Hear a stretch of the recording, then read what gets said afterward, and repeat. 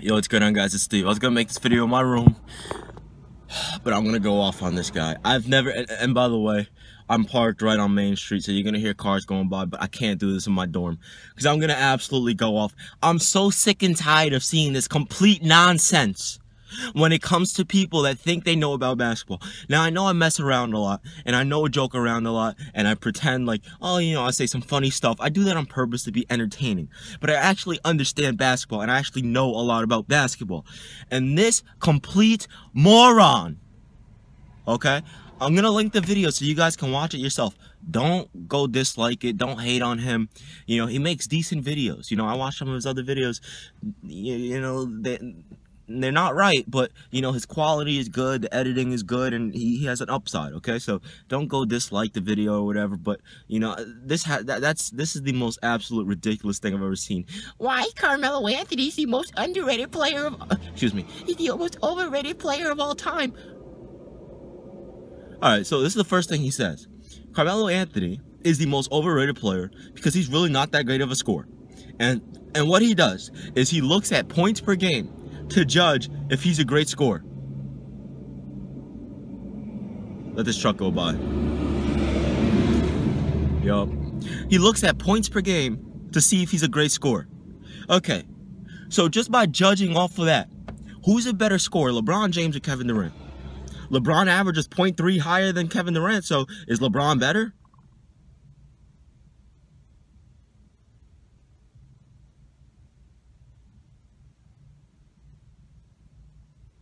You see what I'm saying?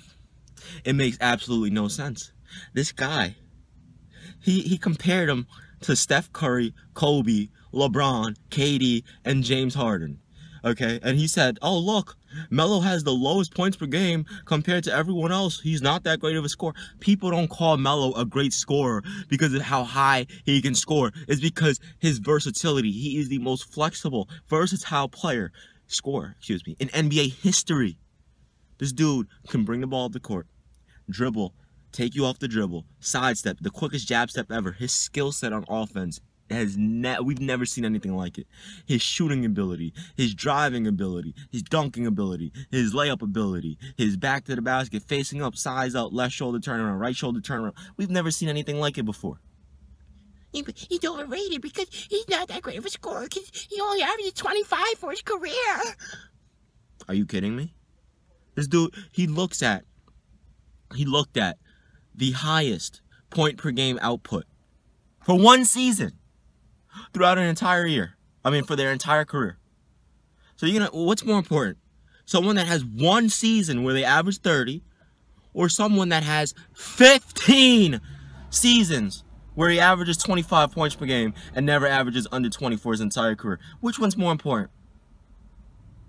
Makes absolutely no sense. And then this guy brings up this, oh my gosh, when he said this, I almost lost it. Okay, bear with me, I'm trying to remember. There's a lot of stuff in this video that I want to talk about. So, he brings up the notion that Carmelo Anthony has never had any success. And when I think about that, when you think about success, you have to think about it in terms of relative success. Because relative... But Melo, oh my God, he compared the 2008 Nuggets to the 2012 Thunder. First of all, in 2008, the Western Conference, well, that was like the hardest period in NBA history. 2012 was not all that. It was not all that, especially with the lockout. This guy, man. Look. So he started to talk about Carmelo Anthony's success, saying he hasn't made the playoffs in 4 years, saying he's only made it to the conference finals once, and he doesn't get far in the playoffs. But what you don't understand is, Carmelo Anthony was drafted in 2003. In the 2002-2003 season, the Nuggets didn't make the playoffs because Melo wasn't drafted yet. When he got drafted in June of 2003, in the 2003 and 2004 season, guess what? They made the playoffs. Every single time he was there. Every single time. Every time. And they were rebuilding rosters. And he won 25 more games as a rookie than the team did last year without him. And you're going to tell me that's overrated? LeBron didn't do that. LeBron didn't even make the playoffs his first 2 years. And he's in the East. What's his excuse?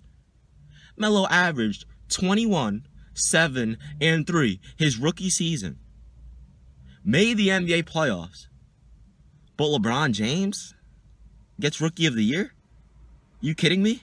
You gonna sit there and tell me that makes sense to you? LeBron James gets Rookie of the Year even though Melo had better stats and he made the NBA playoffs in the Western Conference? Oh, but wait a minute. No. It's Melo. He sucks, right? And then this dude wants to talk about relative success. Again, he brings up the 2011 Dallas Mavericks and he compares them to the 2013 New York Knicks. When he did this, I lost my mind. First of all, he brought up, hey, they had Jason Kidd. At this point in time, Jason Kidd was probably about 75 years old. Jason Kidd was probably around 75 years old at this point in time. So you have a 75-year-old Jason Kidd. And then you want to know what he said? He said, oh, well, the Knicks had a great backup point guard. And you want to know who he said that backup point guard was? Raymond Felton. Raymond Felton. Oh, this dude was a starting point guard on the Charlotte Bobcats. And he's going to sit there and say he's a great backup point guard? You want to talk about relative success? Let's talk about this. LeBron James has had, you ready for this? Dwayne Wade, Chris Bosh, 2 of the top 50 players to ever play basketball. 2 of the top 10 players at their position to ever play basketball. And Dwayne Wade's 3rd best shooting guard of all time. Excuse me. So he had them. He leaves, and he has 2 other All-Stars, in Kyrie Irving, who's going to be great, and in Kevin Love, who's already great. You want to know who Melo had? J.R. Smith for about 85% of his career. Chauncey Billups for like 2 years. Allen Iverson for 1 year until they traded him again. And you want to know what happened when he had Chauncey Billups, a great point guard? Let's see what happened. Oh, right. He went to the Western Conference Finals and forced 6 games against the Lakers that would win the championship that year. And get this. 2009. And get this. That Los Angeles team beat the Magic in 5 games. Could you imagine if Denver would have beat LA? Melo would have a Finals MVP. Melo would have a championship. And we wouldn't be hearing this right now. But Melo had to go up against one of the greatest teams of all time. And he lost in 6 games. It happens. That's overrated? Is it overrated to never miss the playoffs until Phil Jackson comes? And he starts dismantling your team? We had Tyson Chandler, great defensive player. We had J.R. and Amon. Tim Hardaway Jr. I mean, we had it. Oh, my gosh. Do I even have to mention the dude that we were up, I believe, by 2 points with around 30 seconds left, and the dude shoots a 3 while we have the ball, and we're winning? You want to know who that guy is? That's Andrea Bargnani. Now, you want to talk about more help. You want to compare him to Stephen Curry, James Harden, Kevin Durant. This was the dumbest thing I've ever seen. He compared the 2012 Thunder to the 2008 Denver Nuggets. First of all, the 2012 Thunder had 3 superstar players. Now, I know people are going to say, oh, well, James Harden wasn't in his prime. No, that's not what it is. If you understand basketball, you understand any player can be a superstar. It's just all about opportunity, which is why Danny Granger at one point in time was averaging 24 points per game. It's all about opportunity, okay? James Harden was always a beast, always a beast. He just didn't have the opportunity to show it, to broadcast it to the world, because obviously he's playing behind Kevin Durant and Russell Westbrook. But I don't think you put that in the video. Did you put in the video?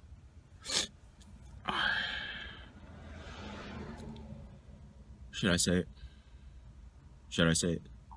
Did you put in the video that Carmelo Anthony is statistically the clutchest player in NBA history since 2003? And statistically, a top 5 clutch player in crunch time in NBA history. So let me get this straight. 25 points per game, 7 rebounds per game, 3 assists per game for his entire career. He's the most versatile scorer we've ever seen. When he does have help, he goes to the conference finals. He has the 2nd best record in the East. He never misses the playoffs until Phil Jackson comes. He's a 10-time All-Star. All-NBA. Been top 5 in MVP voting at least 5 times. But he's the most overrated player of all time. Sorry, I hit the camera button by accident. But he's the most overrated player of all time. You want to talk about overrated? You ever heard of someone averaging 18 points per game, 3 rebounds per game, and 3 assists per game, and being called an NBA all-time great? You ever heard of somebody 0 for 13 in the final 30 seconds of a game and being called a superstar? You ever heard of someone being called better than LeBron James just because him and his team went 73-9? That person ain't overrated anymore, but at that point in time, he was. You want to talk about overrated? Dare I say, you want to know the truth about who's the most overrated player of all time? He goes by number 23. He's 6-0 in the finals, and he's one of the greatest players ever. He's incredible. But people say he would never lose one-on-one when it's clear and evident that Jerry Stackhouse beat him already one-on-one. I don't even have to mention his name. At the end of the day, the disrespect that you just had towards Carmelo Anthony was disgusting. Absolutely disgusting. I don't know if you're a casual fan. Look, I'm not going at you, man. You know, I hope me sending people to your channel can actually help your channel. I mean, I'm small, but hopefully it'll help your channel a bit. But maybe you should think a little more when you make that type of video, because it's clear and evident Carmelo Anthony isn't the most overrated player of all time. I mean, it's not even a discussion. It's really not. So, anyway, I like your videos, though. I mean, great quality, great editing skills, and your voice sounds good. You know, you're doing your thing. It seems like you know what you're talking about for the most part, but I think you were just a little misled with some of the way you looked at the stats, because it's not all about stats. It's about the way you look at them and how you perceive them. But anyway, it's me, man, Steve, and go check out his channel, man. I think you guys will like it. Well, it's been Steve. I'm out of here. Peace.